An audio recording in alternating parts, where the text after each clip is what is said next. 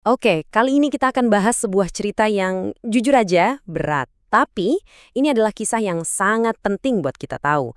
Ini tentang keberanian, tentang kesetiaan, dan pengorbanan yang luar biasa di tengah kekejaman yang nggak kebayang.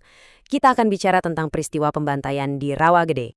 Coba deh Anda bayangin, sebuah pagi di mana suara kicau burung itu diganti sama rentetan tembakan. Sungai yang harusnya jernih, warnanya jadi merah karena darah. Ini bukan film, ini bukan fiksi. Ini kenyataan pahit yang terjadi di desa Rawagede. Pertanyaannya, kok bisa? Gimana sebuah desa bisa mengalami horor separah ini? Yuk kita cari tahu bareng-bareng. Nah, untuk bisa ngerti kenapa tragedi ini bisa terjadi, kita perlu mundur sedikit ya. Kita harus balik ke salah satu momen paling genting dalam sejarah kita. Masa-masa setelah proklamasi. Momen di mana janji kemerdekaan yang baru aja kita genggam, malah terancam lagi sama kembalinya kekuatan kolonial. Jadi gini ceritanya. Agustus 1945 kita proklamasi. Harapan lagi tinggi-tingginya kan? Tapi nggak lama kemudian pasukan sekutu datang dan ternyata mereka bawa Nica, tentara Belanda. Suasana langsung berubah drastis. Konflik pecah di mana-mana. Sempat ada usaha damai lewat perjanjian Linggarjati di tahun 46. Kelihatannya sih oke, tapi ternyata perdamaiannya itu rapuh banget. Cuma bertahan beberapa bulan, di bulan Juli 47, Belanda malah melancarkan agresi militer pertama. Semua perjanjian batal. Dan akar masalahnya tuh di sini. Kuncinya ada di perjanjian Linggarjati itu sendiri. Indonesia dan Belanda dua-duanya lihat perjanjian yang sama, tapi penafsirannya beda total. Buat kita, perjanjian itu artinya pengakuan kedaulatan, de facto. Tapi buat Belanda, beda cerita. Mereka nganggap Indonesia itu masih di bawah kendali mereka, bagian dari Uni di bawah Ratu Belanda. Nah, kan beda banget. Perbedaan mendasar inilah yang akhirnya jadi pemicu perang terbuka lagi. Oke, sekarang dari konflik skala nasional yang gede tadi, kita coba zoom in, kita persempit fokus kita ke satu titik panas. Sebuah desa bernama Rawagede. Karena disinilah perburuan terhadap cuma satu orang, jadi pemicu tragedi kemanusiaan yang luar biasa mengerikan. Jadi, kenapa sih Rawagede? Kenapa desa ini yang jadi pusat perhatian? Well, Rawagede ini bukan desa sembarangan. Pertama, lokasinya strategis banget. Diapit 3 kota penting yang waktu itu jadi basisnya Belanda. Kedua, desa ini ada di jalur kereta api utama. Tapi yang paling penting dari semuanya, penduduknya. Penduduknya itu luar biasa setia sama perjuangan kemerdekaan. Nah, kombinasi semua ini bikin Rawagede jadi tempat yang sempurna buat markas dan persembunyian para pejuang kita. Dan ini dia orang yang dicari-cari itu. Namanya Kapten Lukas Kustario. Umurnya baru 27 tahun, tapi keberaniannya itu, jadi momok yang menakutkan banget buat pasukan Belanda. Makanya, Belanda ngasih dia julukan Begundal Karawang, penjahat nomor 1, pokoknya. Tapi, di sisi lain, bagi kita, bagi rakyat Indonesia, dia bukan penjahat. Dia adalah pahlawan. 10.000 gulden. Gila kan? Itu jumlah yang fantastis banget di zaman itu. Itulah harga yang dipasang Belanda untuk kepala Kapten Lukas. Hidup atau mati.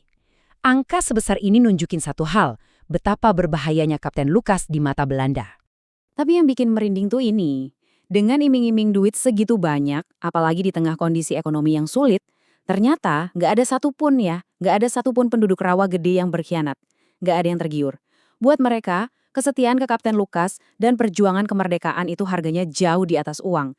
Solidaritas mereka, bener-bener gak bisa dibeli. Sayangnya, kesetiaan yang luar biasa ini harus dibayar dengan harga yang sangat-sangat mahal. Sekarang, kita masuk ke inti ceritanya.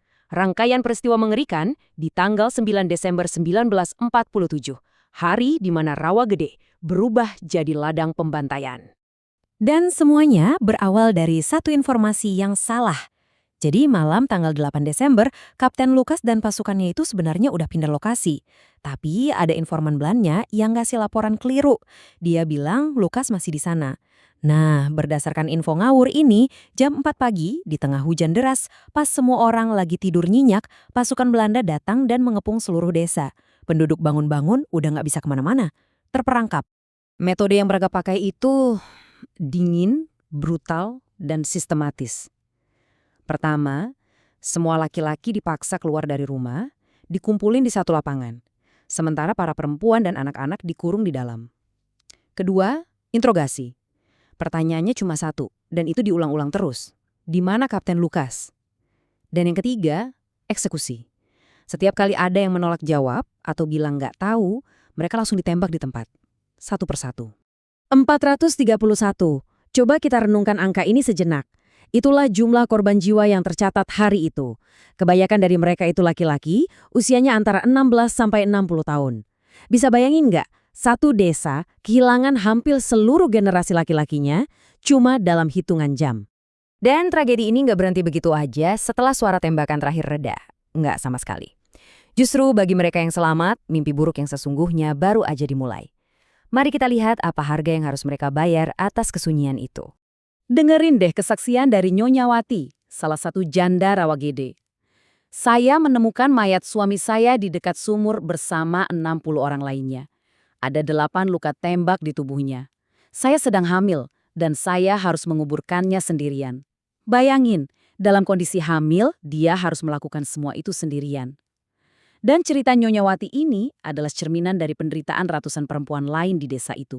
Selain luka fisik dan kehilangan, ada juga luka psikologis yang nggak kalah dalamnya. Ada satu penyintas namanya Surya. Rasa benci dan traumanya pada Belanda itu begitu besar sampai-sampai dia ganti nama. Namanya jadi Surya Suhanda. Suhanda itu artinya musuh Belanda. Ini nunjukin gimana sebuah trauma bisa mengubah identitas seseorang sampai ke akarnya. Dampaknya, wah, merembet kemana-mana. Ratusan perempuan jadi janda dalam satu malam. Ekonomi desa yang bergantung pada petani laki-laki langsung ambruk. Sekolah, fasilitas kesehatan, hancur semua. Dan jangan lupakan Kapten Lukas, orang yang mereka lindungi. Dia selamat, tapi seumur hidupnya dihantui rasa bersalah yang luar biasa. Berasa bertanggung jawab atas nyawa orang-orang yang mati demi dia. Tapi cerita ini belum selesai. Kisah Rawagede ini juga jadi kisah tentang perjuangan. Perjuangan panjang puluhan tahun untuk menuntut satu hal, keadilan. Sebuah jalan yang benar-benar panjang dan berliku. Lihat saja lini masa ini. Peristiwanya terjadi tahun 1947. Kapten Lukas sendiri wafat tahun 1997 dengan masih membawa beban itu. Puluhan tahun kasus ini sepi. Baru di tahun 2009 keluarga korban akhirnya berhasil membawa kasus ini ke pengadilan di Den Haag. Dan hasilnya butuh waktu sampai 2011 atau 64 tahun setelah kejadian sampai akhirnya pengadilan Belanda memutuskan negara mereka bertanggung jawab. Akhirnya pemerintah Belanda secara resmi minta maaf dan membayar kompensasi. Jadi, kisah Rawagede ini meninggalkan kita dengan satu pertanyaan besar. Di tengah situasi perang yang kacau, di mana sih sebenarnya batas antara aksi militer yang sah dengan kejahatan perang? Dan yang lebih penting, siapa yang punya tanggung jawab untuk mengingat jawabannya? Peristiwa ini jadi pengingat abadi bahwa di balik setiap konflik selalu ada korban manusia. Dan terkadang, harga yang harus dibayar untuk sebuah kesunyian adalah segalanya.